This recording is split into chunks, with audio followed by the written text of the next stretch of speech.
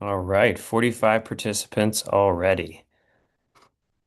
I'm actually gonna go back to backstage real quick to get our speakers. One second.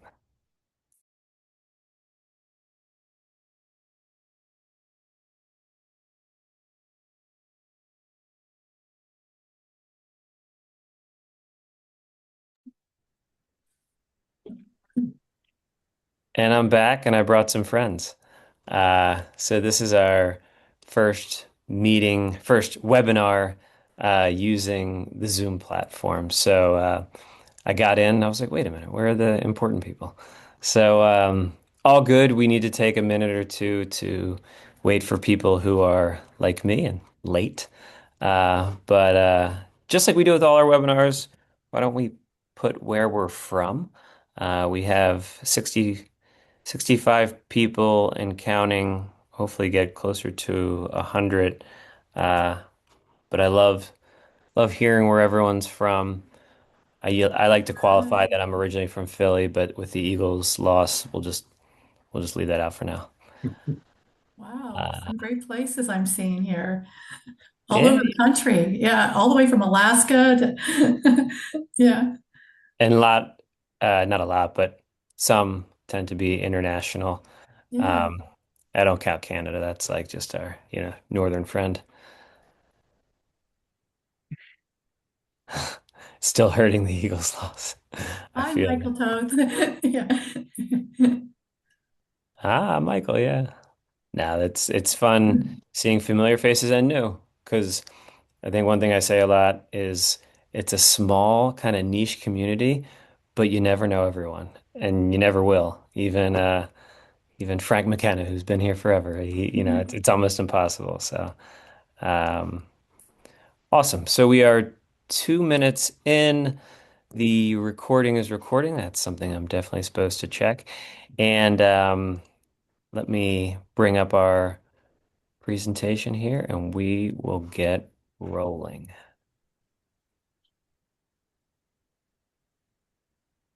Again, I appreciate your patience as we make sure to work out a few of these kinks. So there it is. Take a second to load. Not that we couldn't do intros without the title slide and our pictures, but yeah, welcome everyone to our first webinar of 2026, Protecting Against Passkey Syncing Fraud to Satisfy Mandatory MFA Standards. So really excited for this. This panel rocks. So this is going to be an awesome one. Before we get started, some housekeeping items. Feel free to use the chat. We've been doing it already, but not just for comments, for questions. There's no separate Q&A area. And I'll field as many as I can in real time. If Marianne and Chris are talking about something and we can um, make sure the context is there when asking the question, I think that's always good. But if not, we'll get to the rest at the end, and we'll have a couple polls. So please stay active, participate. And with that said, let's jump in. So first, we'll start with some intros. My name is PJ Rohal. I am moderating today's discussion, which just means I am air traffic control, and you'll get all the good information from Chris and Mary. And I'm the co-founder of About Fraud, which simply is a community that connects fraud fighters with resources and relationships. And the second one actually has become so much more exponentially valuable. And that's why we built an in-person event to kind of amplify that. And we call that Fraud Fight Club. Shameless plug, Fraud Fight Club is in about 3 months, exactly 3 months from today. So check it out. If you don't have the website, just Google Fraud Fight Club. But that is plenty about me. Ladies first, how about over to Marianne? Oh, thanks, PJ. Hello, everyone. I see a lot of familiar names saying hello to me in the audience. So my name's Marianne Miller. I think a lot of you know who I am. I'm the VP of Fraud and Cyber at Prove, and what I do, I've held industry positions and leadership roles, in banking, fintech, and at technology companies supplying solutions and analytics to the market. And my position at Prove is I'm here to support the industry, the market, and most importantly, our customers when they're trying to navigate looking for new technology. Awesome. Thank you, Marianne. Over to you, Chris. Yeah, good afternoon, everyone. I'm Chris Nygard. I run client authentication technology and strategy at KeyBank. My background is in cybersecurity, held multiple roles, engineering, architecture, ultimately landed in identity about 6 years ago. So at this point, I'm wholly focused on SIAM and mostly client authentication specifically.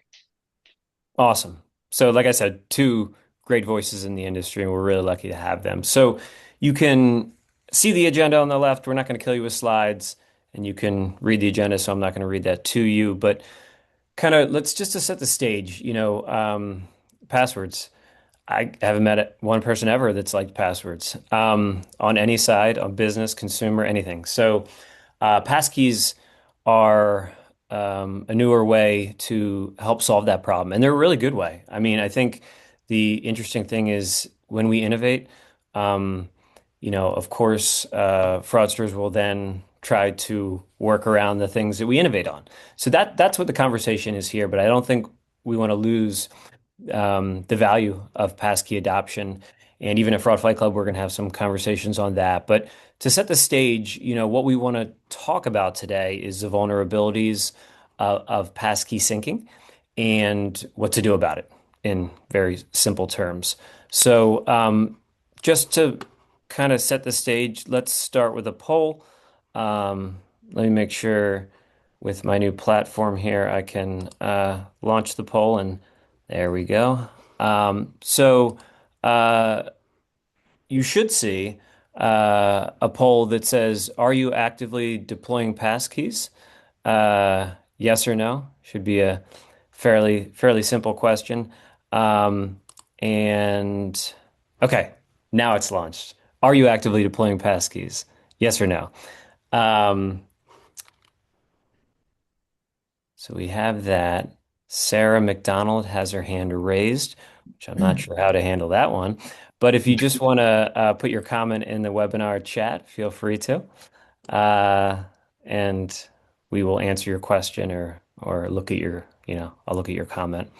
Um, cool. So we have about 62% participation so far. Give another 15, 20 seconds to think about this. If you're not sure, message somebody who handles passkeys. Um, and looking like a 40-60 split so far in favor of no, but not far off. Um, Another. There we go. We'll say a minute since I see that taken down. So close to 50-50, like I said, 60-40, 58-42. Um, you know, whatever that is, that gives you a good idea where half the folks are not deploying passkeys at all. So to my previous point, that is a valuable thing to do. But I have another poll I want to launch real quick, which is about synced or device bound, because two different ways here. So of those using passkeys are using synced or device bound. So I do expect 40% to be on the third one, unless they forgot that they do passkeys. But want to get the sample size here. Again, give it a little time. And as we give it time, Marianne and Chris, are you surprised at that 40-60 split, or is that about what you expected? I think it's about what I expected. I think that the Apple, Google, and Microsoft started pushing passkeys a few years ago, but I think it takes a little while for adoption for things like banks and financial institutions to do all the planning, communications around it, the experience changes. So I'm not at all surprised by those numbers. No, I would agree with Chris. I think, was actually quite interested and pleased to see that there were actually more people deploying than I thought too, as well. Because Yeah. So let's call this one done. 28% synced, 20% device bound. Obviously, that percentage is only half of the field roughly because that's all the ones that are using passkeys. Um, but again, a fairly even split. And I think I'm not sure if I shared the results on the last one, but I did share the results on this one. But let's then get into, let's go backwards, Marianne. And what is a passkey? And how are they actually being used? And yeah, I'd love to hear more about that. Yeah, and PJ, I know I don't know of all the audience. After we did the polls, it looks like people Oh, looks like audience we, who are just joining. yep, all good. Can you, your connection looks like it went out for a second or two. Can you hear us, Marianne? Yeah, I can hear. I'm back. Can you hear me? Yeah, all good. I'll let you know if Okay, anything else glitches. good. And really, passkeys are. And it's glitching. Yeah, it's still glitching a bit there, Marianne. So I don't.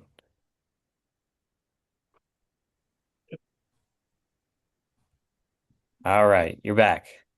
I'm back. Sorry about that. Looks like my Zoom is giving me a little problem. Uh, so passkeys are meant to replace passwords, as provide the customer with a good customer experience, and provide more security. Really, in the end, is really what we're looking for. So ease of use and getting rid of those passwords that everyone really don't like. So that's really what passkeys are.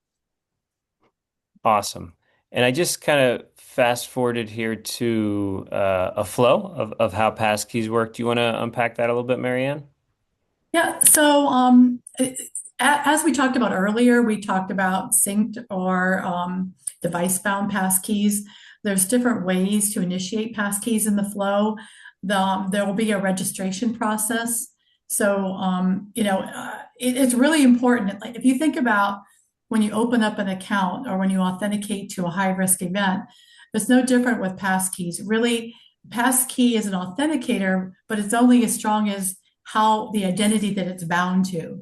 So during the process of a bank or a financial institution or anyone who issues a passkey, they a registration process will take place, and during that registration process, there'll be some what I call identity proofing processes that'll take place, so that you can bind that passkey to that relationship at your bank or at Google or anywhere else that passkeys are used. There will be different ways to prompt that registration and different flows and levels of security for that registration process. Yeah, and Chris, we're going to get into synced versus device bound later, but I do just generally want to talk about consumer adoption.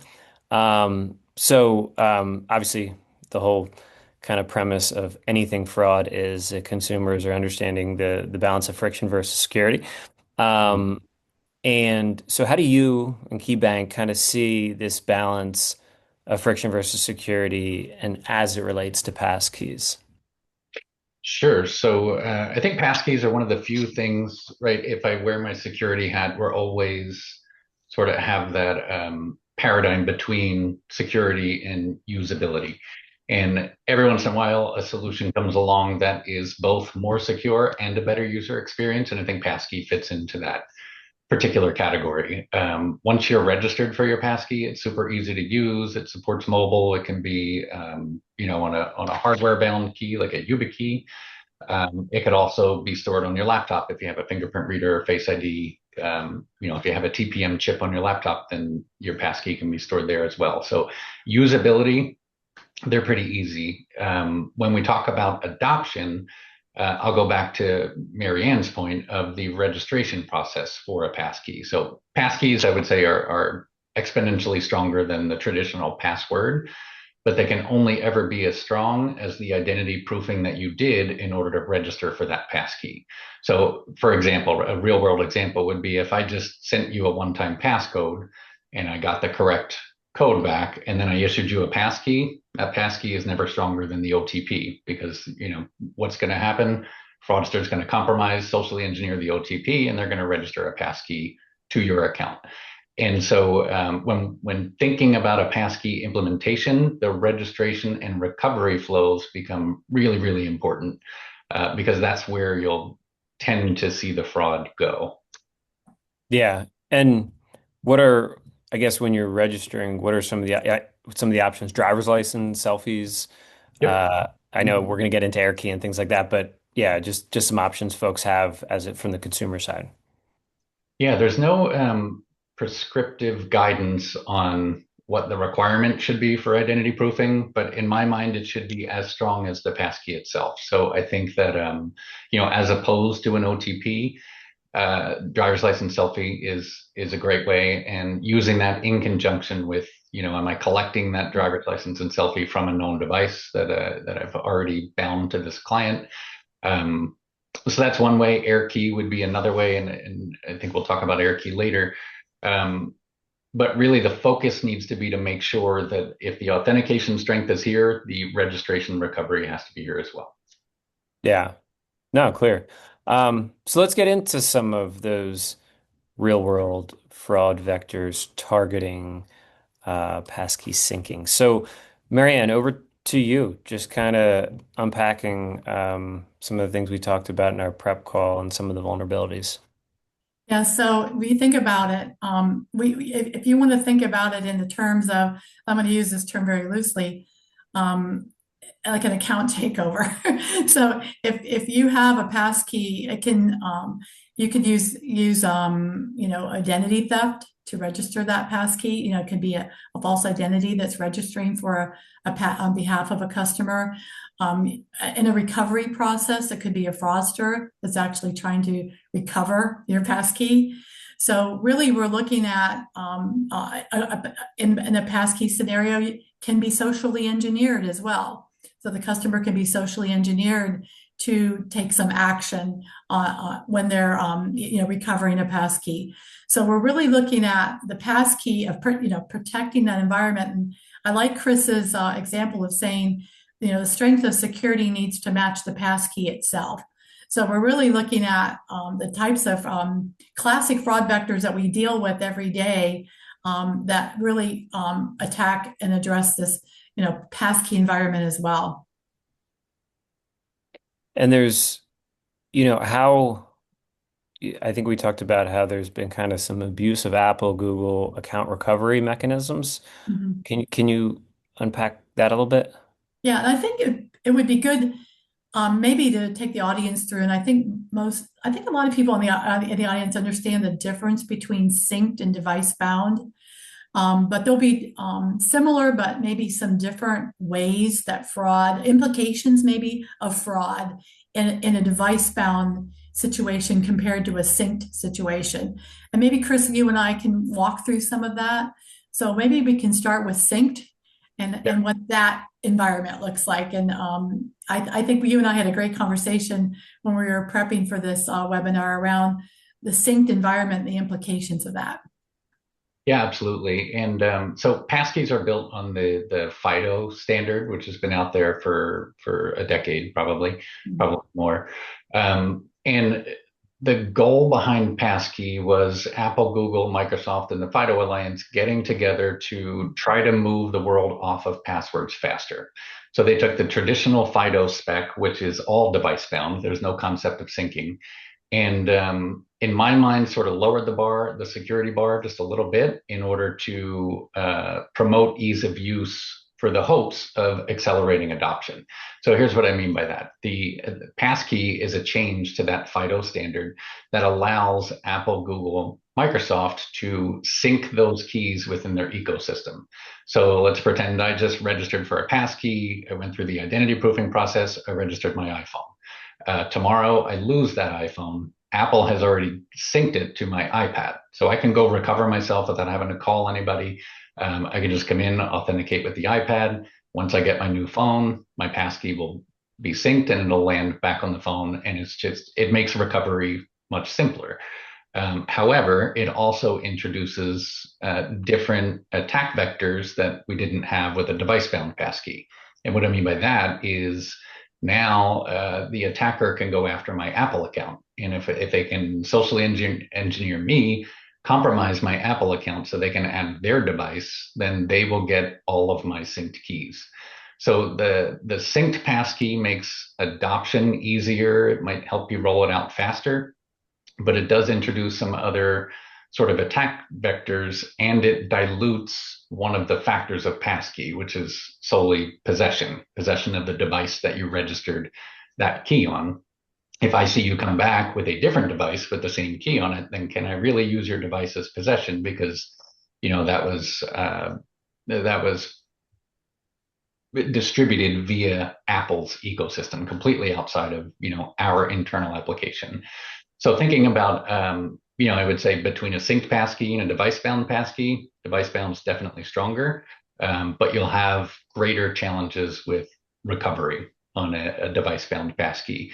The synced passkey might get you there faster, but then you can't put all your eggs in the synced passkey basket. I think synced passkeys are great for just general login, but if you're trying to send a $10,000 transaction and we need high assurance that you are the client, then you would probably have to add another factor if they're trying to authenticate with a synced passkey.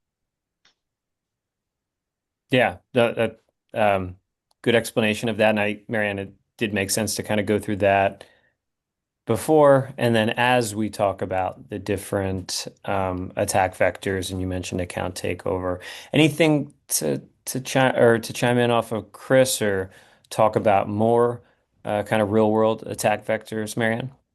Yeah, what I can say is, really the synced conversations really raised a lot of conversations within the fraud industry.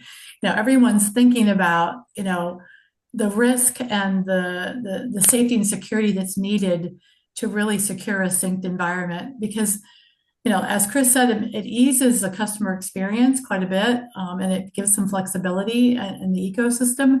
But then then you're running you are running a risk, and it's interesting how the risk can sit outside of, like, say, a financial institution, but then come and knock at your door when that they're say say a Google or someplace else where the synced passkey is compromised. Then you have a banking problem and you have an account takeover problem. So I think it's good for us, as we're doing today, to have this conversation, because it really we can look at options to say, okay, now that we can acknowledge that we have these risk moments, I like to call them, how do we secure those risk moments? What do we do about those risk moments? Because in the end, I think customers really do want to get rid of their passwords, and that password book and that password, all of those things that they have to deal with around passwords, and innovating in this space is really great for everyone, on behalf of their customers. Yeah, and I mean, it's a journey, right? Like, Yeah. how many risk moments are passwords creating? Too many.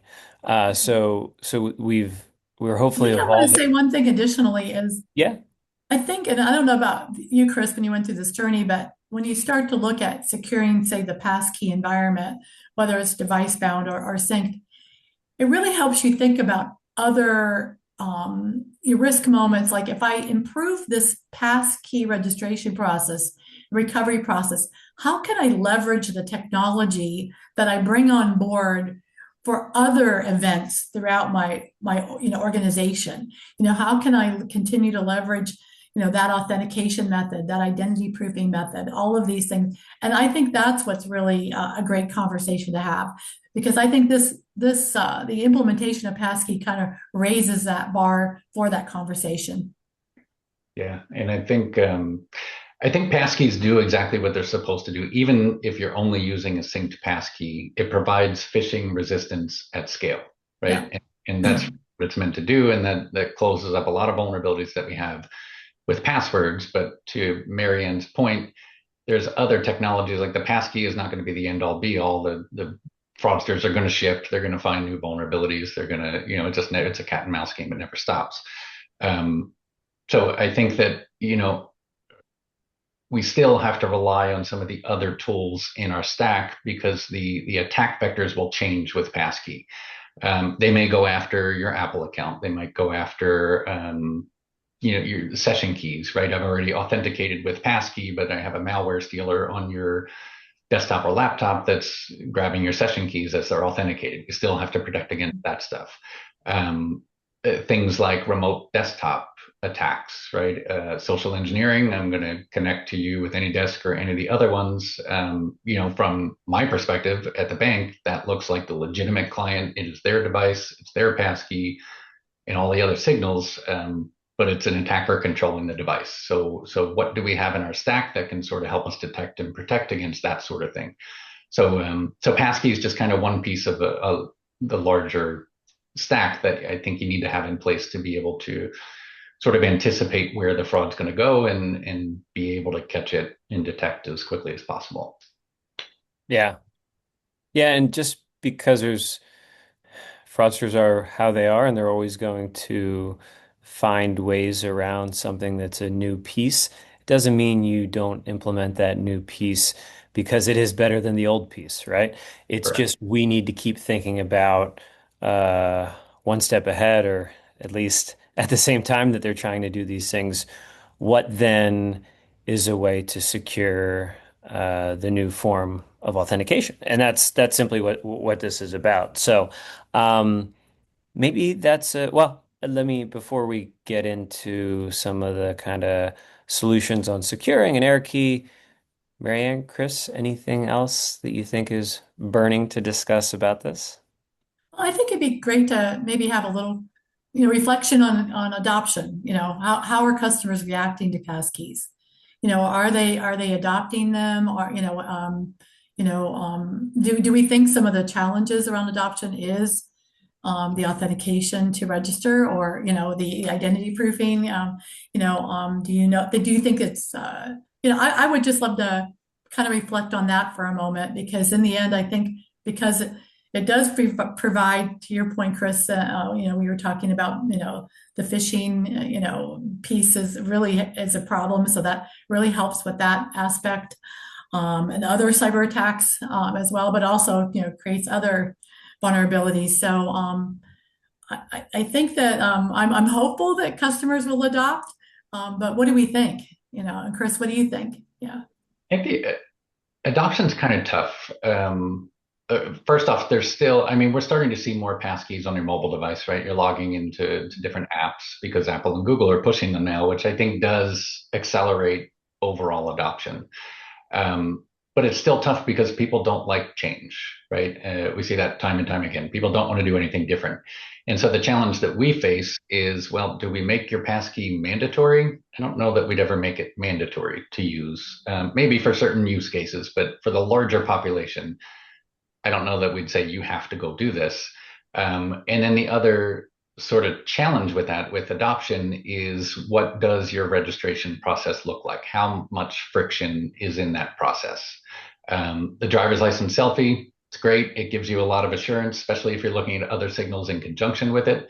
But that's not easy, right? Somebody's just logging in trying to pay a bill, and now we're trying to talk them into grabbing their wallet from another room, and going through this whole flow.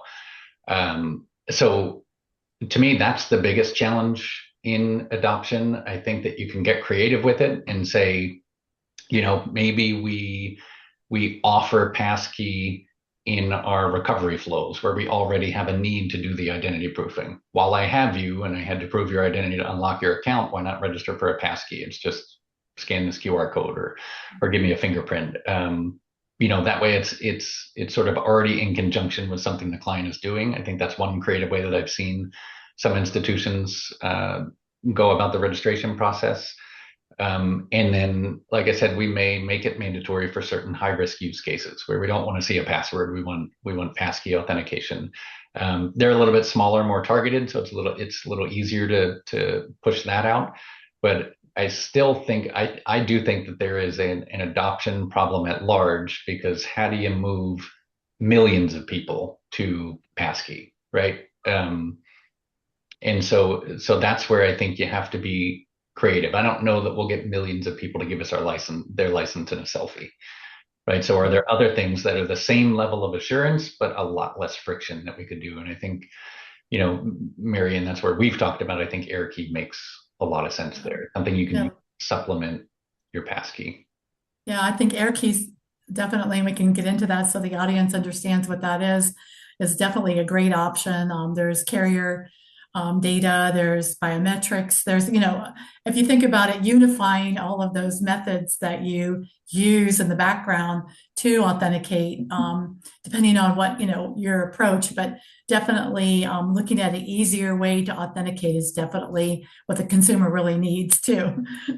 Yeah, yeah, and we'll get to that in 20 seconds. Just putting an exclamation point on humans and our ability to complain about passwords and hate them, and we get, accounts taken over probably because of weak passwords, and we're like, give us something different, and then we do, and it's better, but we don't adopt it because there's a little bit of friction or this and that. So, uh, we can't change humans. That's why, bringing millions on or whatever aggressive goal it is, maybe temper your expectations, but we can provide better options and try to make them more secure. So, on that, the recommended solutions is a smooth transition into AirKey, which is where I stop talking and Marianne starts talking. Yeah, so some of you in the audience may have heard of AirKey or maybe not. AirKey's widely used in the industry by Capital One Bank right now. We've partnered with them to be the distributor for AirKey. But if you think about the technology, that what the technology is, it's really looking at a tap-based security. So you already have a SIM card on your phone, and you have a SIM card, or you have a chip on your card. You can pair those. You can pair those to authenticate. And the way AirKey works is only your card, it will be a debit card in this case, can be paired with your phone. And that's where, you work that through the registration process. Certainly, there's an applet on the chip, so you do have to reissue the cards. But it's an easy way to authenticate. I love AirKey because you can just tap and register, tap and recover. And it's one simple action, and the customers are used to tapping. I think it's a continuance of what they normally do. They tap to purchase. And so I think that this provides a customer really an outstanding customer experience, secures the customer's account, and then also provides security for the financial institution as well. And Chris, I know you've gone into it a little bit. I think we have some questions, PJ. Yeah, we'll get your thoughts in just a second, Chris, unless they're about this question. Are passkeys a replacement for mobile device encryption? No, I wouldn't say they are. I think passkeys are just strictly for authentication, for phishing resistant authentication. So I think that mobile device encryption, I don't think it's terribly affected by Passkey. I think mobile device encryption is good hygiene. It's something we should have. And Passkey really is just kind of using the secure chip on that phone as sort of a secure vault for the passkey private key, which is the actual credential that we validate. Got it.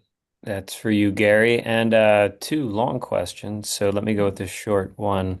Can probably you, Marianne, can more than one card be registered to a phone? No, it's paired with one card, one phone. That's a good question. Thanks. Yeah. Yeah. And one of the things about AirKey that, I mean, you can use AirKey as your authenticator too, right? If you're going to log in, you could log in with AirKey, but it's probably a weird experience because you don't want to take your debit card out every time you want to log in somewhere. But the thing I like about AirKey is that, and I'm going to take a step back and go off on a little bit of a tangent. If you think about just authentication, today OTP is probably commonplace. It's out there everywhere. We all get these codes texted to us, but we see so much social engineering with those OTPs. But it's a challenging problem to move millions of people away from the OTPs to something more secure for one particular reason, which is the registration process. We all got the OTPs for free because we collected your number at account open. And we did some sort of validation to make sure that that number ties to your identity, but the client didn't have to do anything. So anything you're going to move to beyond the OTP is going to require some sort of registration slash identity proofing process, like we talked about with driver's license selfie for Passkey, if you go that way. What AirKey does is sort of it can act as both the identity proofing tool or the authenticator or both. And the reason is we mail that card out to an address that we've already vetted to this client's profile. And to activate that card, they're just tapping it to their phone. And they're tapping it to a device that we already know a lot about because we've seen them use it. And so really the client thinks they're activating the card, which they are, but in the background, they're also activating AirKey to be used. So now they just registered for a very high assurance authenticator without going through an annoying registration process. And so if we have, a client that has AirKey in their hands and we say, and we take them through some flow where we require AirKey, we could say, tap your card to your phone and then register a passkey on your phone, and you can leave your card in your wallet, and we'll just ask you for that, maybe in another channel or maybe in some other high risk scenario where we need extra assurance. But it has the potential to make the passkey registration a lot simpler from a friction standpoint. So I got three bulky questions. I'll start with the first one. Just bear with my reading, and if while you're thinking of the answers, feel free to read yourself because there's multiple questions within the question. So if the goal is to have passkeys as a login authenticator, why do you need more security to get a passkey than you need to change your password? Isn't the goal equivalence? Pushing further in that direction might not demonstrating possession of a valid password itself be sufficient to be able to get a passkey. And then in parentheses, now, if you want the passkey as a step-up authenticator, that's different.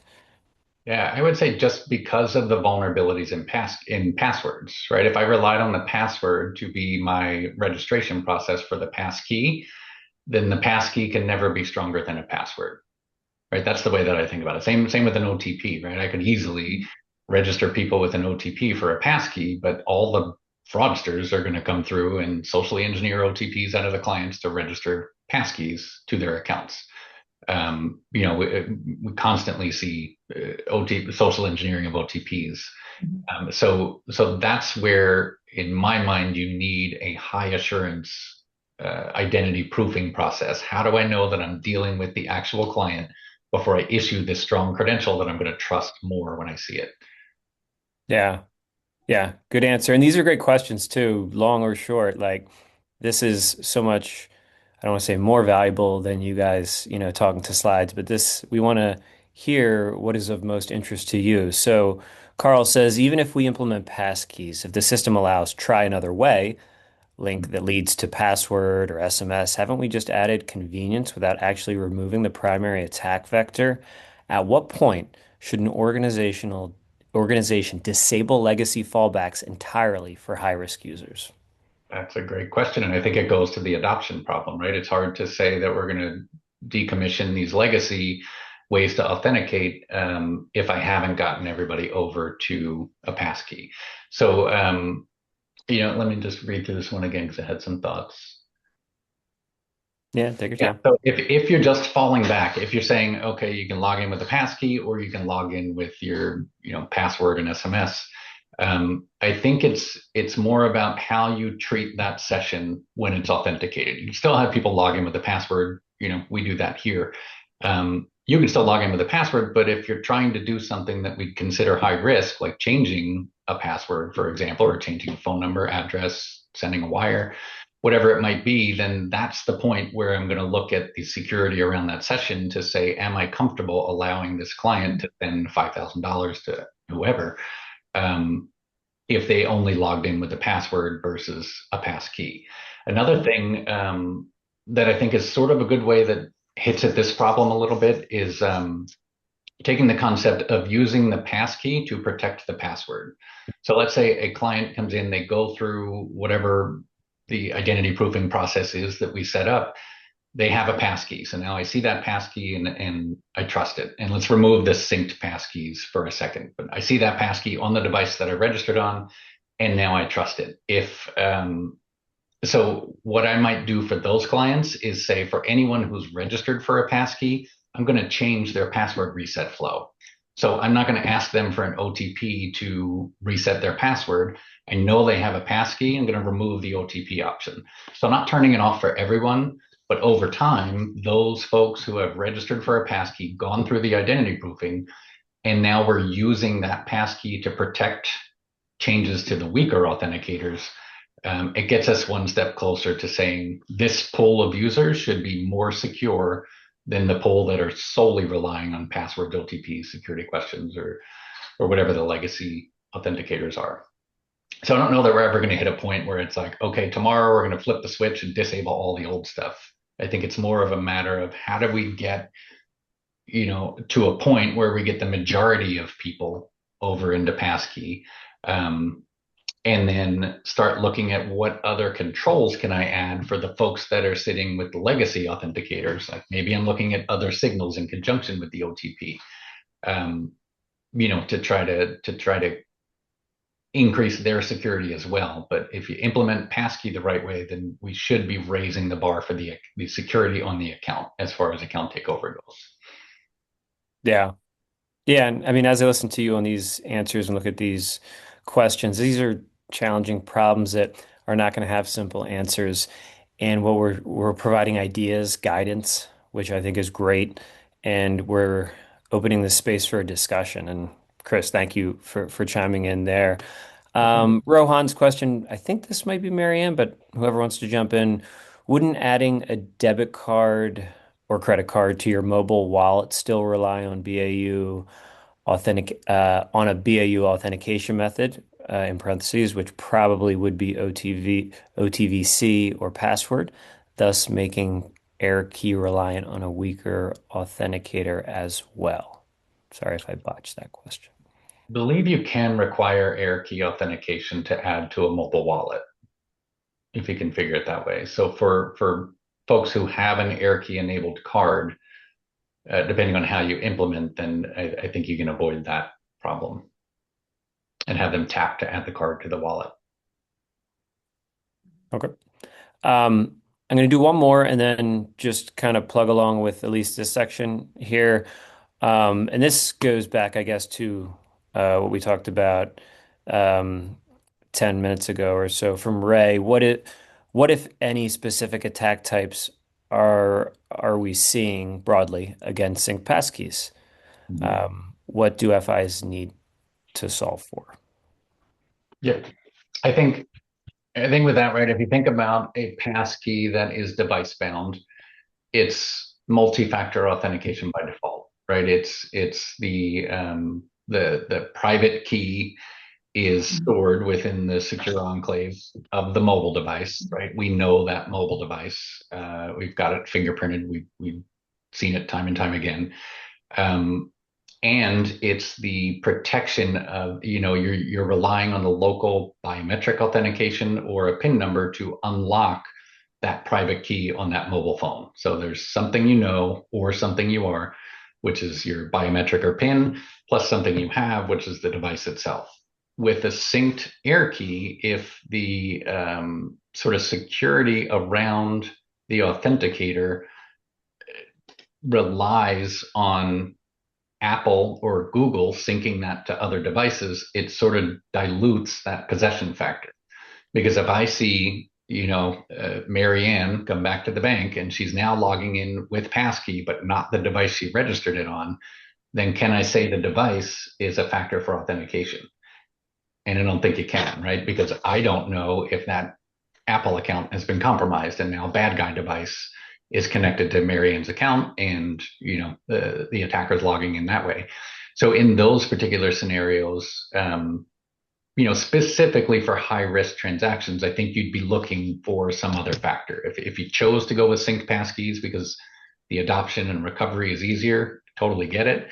But if you're trying to send a $5,000 wire, and I see you're coming in on a synced passkey, I may ask you to tap your card. I might ask you for an OTP. I might ask you for some other factor because of the fact that that possession factor is diluted because it went through a synced passkey. I would agree with you, Chris. That's definitely a risk moment and something to consider, especially for a high risk transaction, money movement, changing, password reset, all of the things that could be high risk. Exactly. Cool. Laura, my man Steve, we'll try to get to your questions at the end. Do you want to get into a little bit more how AirKey works, Marianne? I know you talked about it conceptually, and I'll be frank, I can't remember what the next slide explains, but however much more you want to expand on AirKey, go for it. Yeah, and so we talked about this a little bit, but if you want to think about it in simple terms, there's an applet on the contactless card. So the app, when you do your standard reissue, you can include that applet in your reissue population. And what's nice about this is if you have AirKey and you've enabled AirKey within your organization, then of course, recovery for passkey is one risk moment, but you can use that application of tapping the card that's synced to your phone. And when you think about it, it's the SDK that's on your mobile on the Prove, it's connected to the Prove SDK, and it's integrated, and it's talking to the SIM card that's on your phone. So those two are synced, if you want to think about it that way. And no other card can be tapped because it won't be paired with your phone, your individual phone. So you could use this for password reset. You could use this for actually activating the card itself. I think the use cases could be endless if thinking about the customer experience. So, we're having lots of conversations here at Proof about AirKey. Passkey recovery is one of them, but there's lots of different options for AirKey in the marketplace. And AirKey is nice too because it goes across channels too, right? You think about contact center authentication is a hard problem to solve, but AirKey, the thing that I like about AirKey is it takes a while to implement because it's, as Marianne said, it goes on your standard card reissuance, which for a bank is maybe 3 or 4 years. But you could say in 3 or 4 years, the overwhelming majority of all of my clients are walking around with a hardware-based authenticator in their pocket that maybe I don't have them use every day to log in, but if they're trying to do something risky or they lost whatever their daily credential is, I have a high assurance way to, ensure that that is the client that I'm dealing with before I recover their password, send the wire, or whatever the case may be. So I think AirKey sort of solves for that registration challenge that I see with Passkey and with, driver's license and selfie, for example. We want that high level of assurance, but it causes an adoption problem because it's a lot of friction and it's expensive. Awesome. Marianne, anything you want to expand on with AirKey and unified authentication? Yeah, so not everyone would, want to use AirKey. I personally like it, but at Proof, we also have a solution called Unified Authentication. And what that solution can do is help, as it says here on the slide, take your mobile signals, your SIM authentication, your cryptographic keys, and eliminate the overhead of sending an SMS OTP. And most of these methods in the background can be, if you want to think about it, Unify helps you orchestrate those, that validation and that authentication across the different, the life cycle of any event. So that can actually, prove we create a key, and then that key is bound to that device, to Chris's point, which makes that a strong bind. And then we can unify that authentication, or you can use that for your registration process. You can use that for your recovery process. We don't have time on this webinar to go into a deep dive on Unify, but if there's anyone in the audience who would like to go into a deep dive on Unify, we'd be happy to walk the audience, anyone in the audience, through that. Awesome. Just jumping to what's next into 2026, but on the point of not having time, 10 minutes left, might not get to all these questions because there's been so many good questions. But Marianne and Chris, honestly, anybody we have on webinars is open to collaborate. And is probably not hard to find on LinkedIn. So I always encourage people to do that, right? Even if you don't know this person. Um, Obviously, some people's inboxes on LinkedIn get a little more fuller than others. So just, maybe bear with them as they respond. But a big part of what we want to do is provide a space like this for a webinar, but also encourage people to keep developing connections and relationships because we only have an hour and can only talk about so much. So, quick plug for that. So, um, what's next in 2026? Maybe to you, Chris. Do you think passkeys, just getting back to the concept of passkeys in general, are, we've talked about the adoption challenges, okay, but do you think they're here to stay as far as a better option for than passwords? I do. Yeah, I do think they're here to stay. I think you see Apple and Google pushing them pretty hard, which really helps get people familiar with them, right? If it was just the bank saying, "Hey guys, there's this thing called Passkey," nobody's going to pay attention to it. But I would say in the beginning when we started talking about Passkey, nobody really knew what it was. Now it's in their ecosystems. All of my apps prompt me for Passkeys. My Apple account is protected by Passkey. My Google account, same thing. So I think it makes passkeys more recognizable to people and less scary. For example, right? Oh, I'm going to do something different. Oh, this is Passkey. I use Passkey for Credit Karma or whatever app I have on my phone. I get it. I understand what it is. And it really just boils down to a fingerprint for me as the client. So I think that I think we'll continue to see that because the social engineering and phishing and all of those types of attacks just get stronger and stronger as the fraudsters get better tools, right? Fraudsters are utilizing, all of the AI tools that are out there that makes the social engineering campaigns a whole lot more convincing. And so I think that I think there will still be a large focus in 2026 on moving out of the phishable authentication to non-phishable. And then at the same time, as you implement that, or even if you're further along and you're on the non-phishable authentication path, then what are the other vectors that we have to be prepared for? And like I said, even if you're using a device-bound passkey, the most secure type of passkey that you can, or you're using a hardware FIDO key and you're storing your credential there, that doesn't protect anything against somebody connecting to the client's machine remotely and controlling it.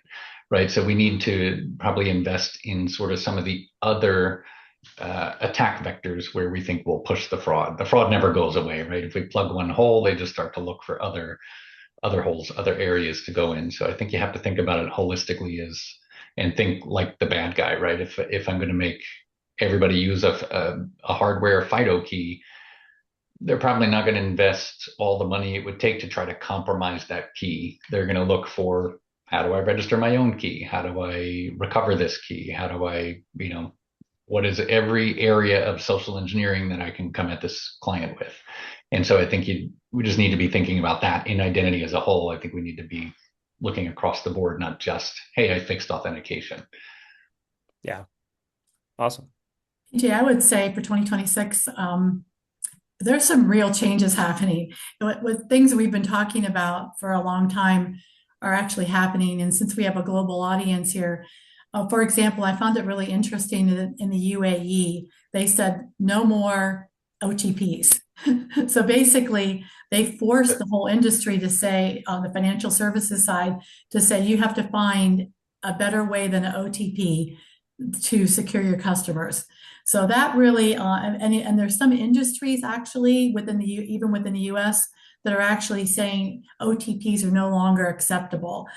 So we have customers that are in those industries contacting us and moving to Unify because of the fact that an OTP is no longer permissible in their industry. So I think we're going to see a combination in 2026 of regulatory, regulators, having opining on phishable methods, but also we're going to see actually a market shift and different industries moving away from OTPs. So I think it's definitely and I think identity and authentication are very much a focus point in a lot of organizations, whether it's financial services or whether it's healthcare or whether it's social media.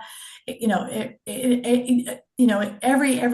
customer that we have at Prove, this is definitely a priority for them to improve. Yeah. I'm going to add my own way to help in 2026, and no shameless plug here, but at Fraud Fight Club, we are going to have the CEO of Fido, along with Michael Toth, who I believe is on this or was on this to talk more about Passkeys. We're going to have Marianne and a leader from Capital One to talk about Air Keys. So all things keys and just to dive deeper into these conversations, right? You can only accomplish so much in an hour. And but we do see them as really important conversations, and we want to make sure we have the experts and the space to have really genuine ones. So I'm going to do one more Q&A, I feel like, based off of the question and the answer. And Laura was next. For AirKey, could anyone get into the account that has the physical phone and debit card? How do you know it's the true client holding the phone and debit card? Example, someone's purse gets stolen. Yeah, so I'll address that. So generally, so if you think about it, if someone steals your phone, hopefully the consumer, not everyone, but hopefully the consumer has their phone locked. So in that locked position, maybe you have to actually use your face to unlock your phone. So we're fine, while I think a consumer could be at risk of tapping the phone tap to the card, but it depends on what's been enabled by that financial institution for AirKey to resolve. So if you can tap to log in, and the consumer did not put any kind of security on their phone to lock their phone to get access to their apps, then there could be some risk. But that we find that more as an edge case than actually something that could be scaled very widely. Yeah, to that I would say I agree with you, Marianne, completely. You can't, there's no way to be 100% bulletproof there, right? But as a bank or financial institution, it's not the pattern that we typically see. It's not that somebody's wallet and phone got stolen, it's that their data got stolen and somebody in a different geographic location is trying to take over their account, right? And I think AirKey goes a long way to sort of put barriers in place to protect against that. But the scenario of, a kid taking their parents' debit card and phone and authenticating to the bank and doing something, yeah, unless they have biometrics and somebody doesn't know the PIN, that's really the layer of protection you have there. But it's not the typical fraud that we see. It's the fraud that we see is happening remotely. Cool. And a couple questions left over from Carl and Christina. Like I said, feel free to message, not me because I won't have a good answer, Chris or Marianne. Steve, I think yours was more of a comment, and Carl also more of a comment here. So I want to wrap up, make sure people get to their meetings on time. Thank you, Chris and Marianne. Some great information, some tough questions, and overall some good conversation. And that doesn't happen without our audience posing those good questions. Webinars like this are so much more enjoyable than just, radio silence in the chat. This is hard stuff, and we're all trying to learn. So, thank you, and thank you to our panelists. And until next time, it's been a pleasure hosting you guys. Take care. Thanks so Thank you, much. PJ. Thanks, Chris. Okay. Thanks to the audience. Yeah.